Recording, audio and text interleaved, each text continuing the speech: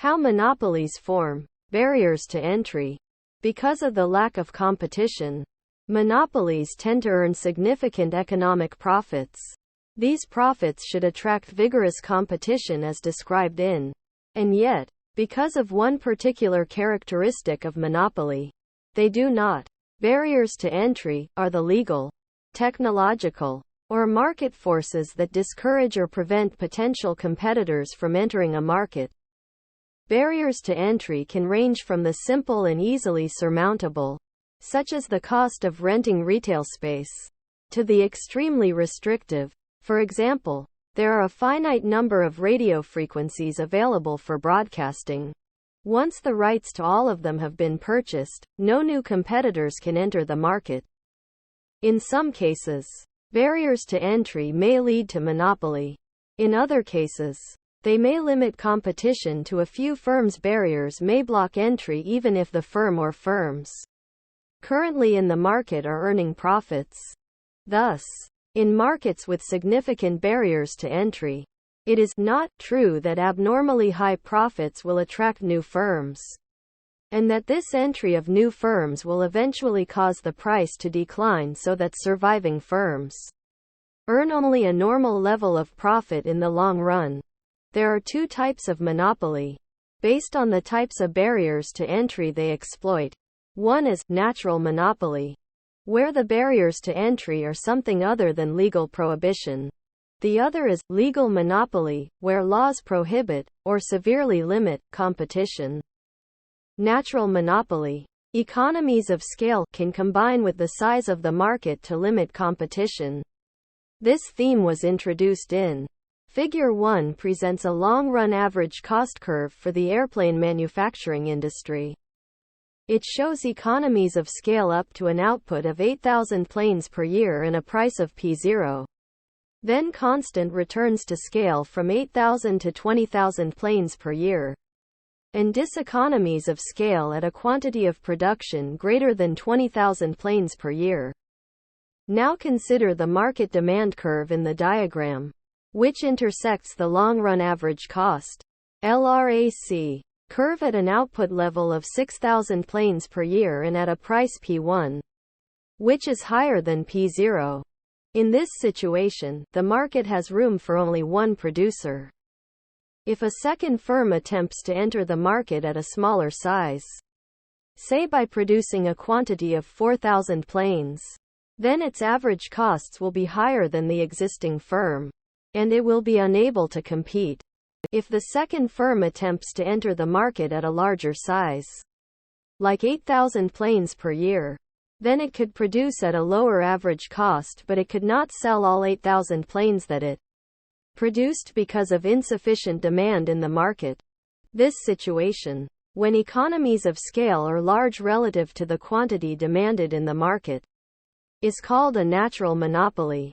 Natural monopolies often arise in industries where the marginal cost of adding an additional customer is very low. Once the fixed costs of the overall system are in place, once the main water pipes are laid through a neighborhood, the marginal cost of providing water service to another home is fairly low. Once electricity lines are installed through a neighborhood, the marginal cost of providing additional electrical service to one more home is very low. It would be costly and duplicative for a second water company to enter the market and invest in a whole second set of main water pipes, or for a second electricity company to enter the market and invest in a whole new set of electrical wires. These industries offer an example where, because of economies of scale, one producer can serve the entire market more efficiently than a number of smaller producers that would need to make duplicate physical capital investments. A natural monopoly can also arise in smaller local markets for products that are difficult to transport. For example, cement production exhibits economies of scale, and the quantity of cement demanded in a local area may not be much larger than what a single plant can produce. Moreover, the costs of transporting cement over land are high, and so a cement plant in an area without access to water transportation may be a natural monopoly. Control of a physical resource. Another type of natural monopoly occurs when a company has control of a scarce physical resource. In the U.S. economy, one historical example of this pattern occurred when Alcoa, the aluminum company of America, controlled most of the supply of bauxite, a key mineral used in making aluminum. Back in the 1930s, when Alcoa controlled most of the bauxite, other firms were simply unable to produce enough aluminum to compete.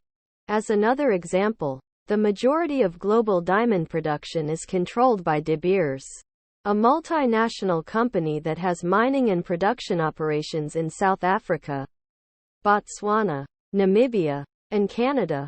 It also has exploration activities on 4 continents, while directing a worldwide distribution network of rough-cut diamonds. Though in recent years they have experienced growing competition, their impact on the rough diamond market is still considerable. Legal monopoly. For some products, the government erects barriers to entry by prohibiting or limiting competition. Under U.S. law, no organization but the U.S. Postal Service is legally allowed to deliver first-class mail. Many states or cities have laws or regulations that allow households a choice of only one electric company, one water company, and one company to pick up the garbage. Most legal monopolies are considered utilities products necessary for everyday life that are socially beneficial to have.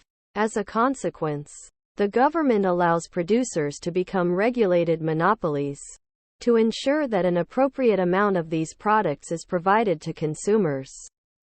Additionally, legal monopolies are often subject to economies of scale, so it makes sense to allow only one provider. Promoting innovation. Innovation takes time and resources to achieve. Suppose a company invests in research and development and finds the cure for the common cold. In this world of near ubiquitous information, other companies could take the formula, produce the drug, and because they did not incur the costs of research and development, R&D, undercut the price of the company that discovered the drug. Given this possibility, many firms would choose not to invest in research and development, and as a result, the world would have less innovation. To prevent this from happening, the Constitution of the United States specifies in Article 1, Section 8, the Congress shall have power to promote the progress of science and useful arts by securing for limited times to authors and inventors the exclusive right to their writings and discoveries. Congress used this power to create the U.S. Patent and Trademark Office, as well as the U.S. Copyright Office.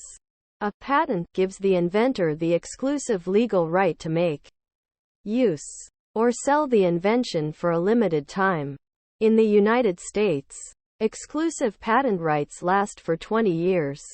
The idea is to provide limited monopoly power so that innovative firms can recoup their investment in R&D, but then to allow other firms to produce the product more cheaply once the patent expires.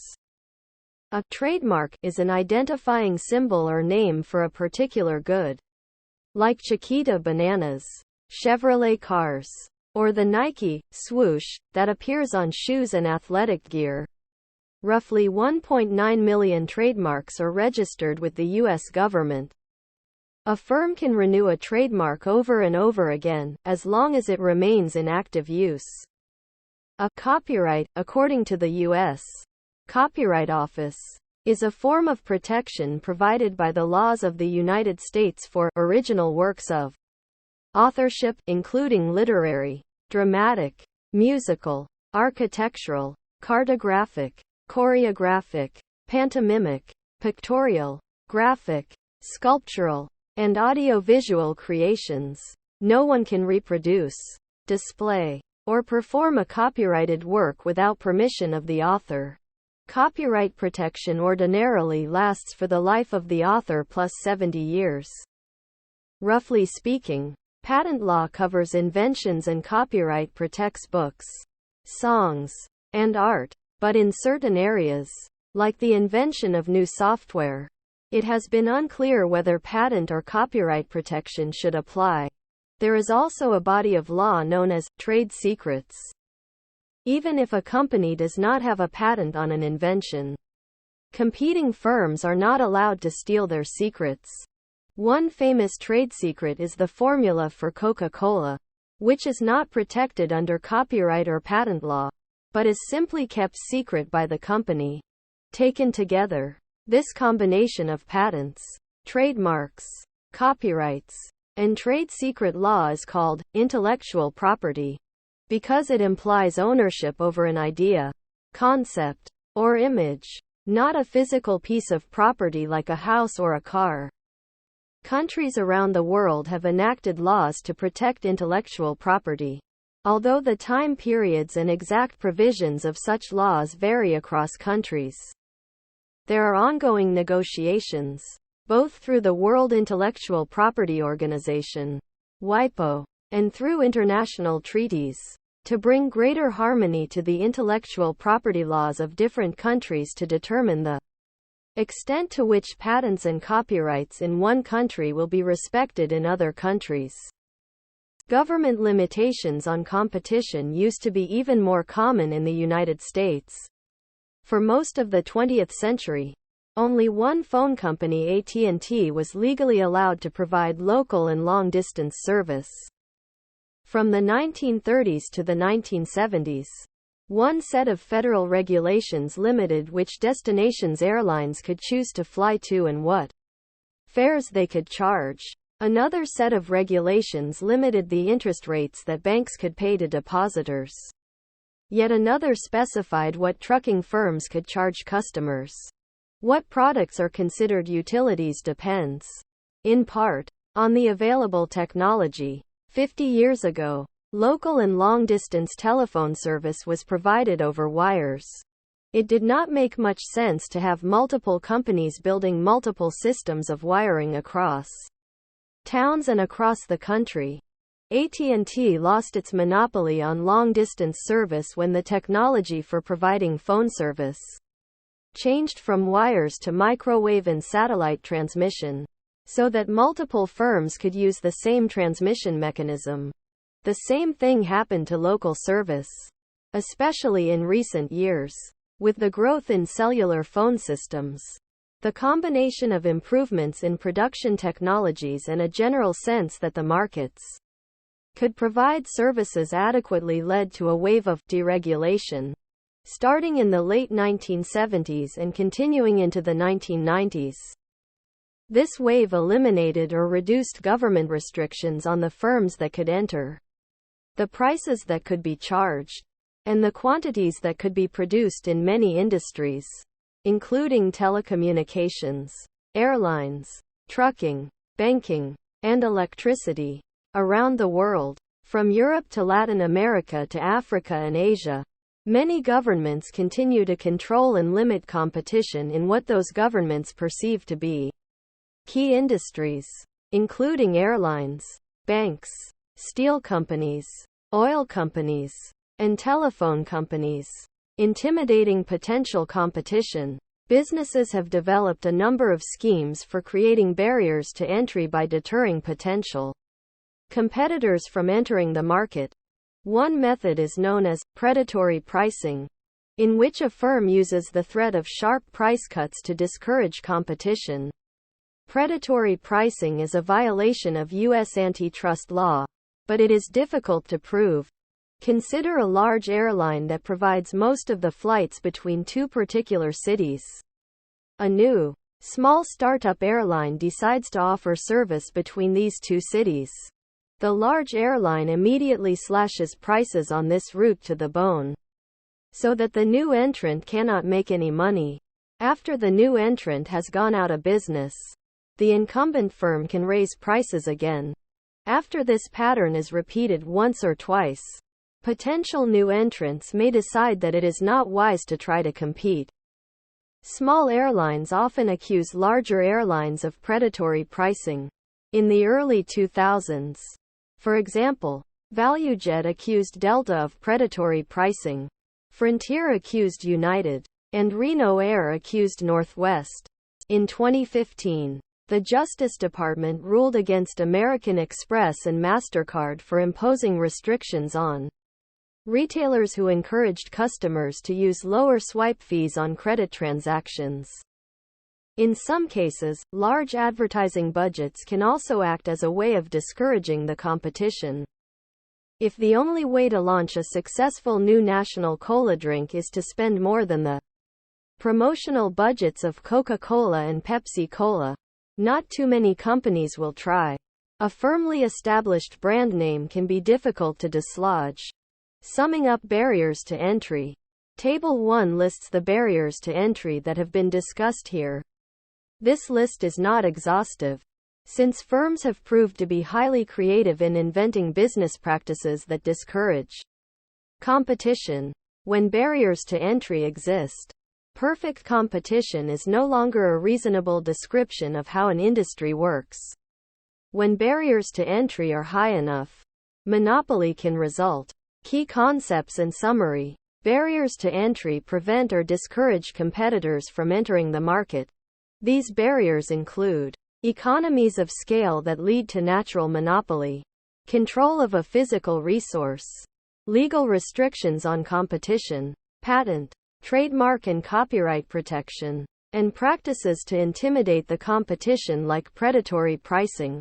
Intellectual property refers to legally guaranteed ownership of an idea, rather than a physical item. The laws that protect intellectual property include patents, copyrights, trademarks, and trade secrets. A natural monopoly arises when economies of scale persist over a large enough range of output that, if one firm supplies the entire market, no other firm can enter without facing a cost disadvantage. Thank you for watching BookTube channel. Make sure to smash the like and subscribe buttons to receive notifications about new contents.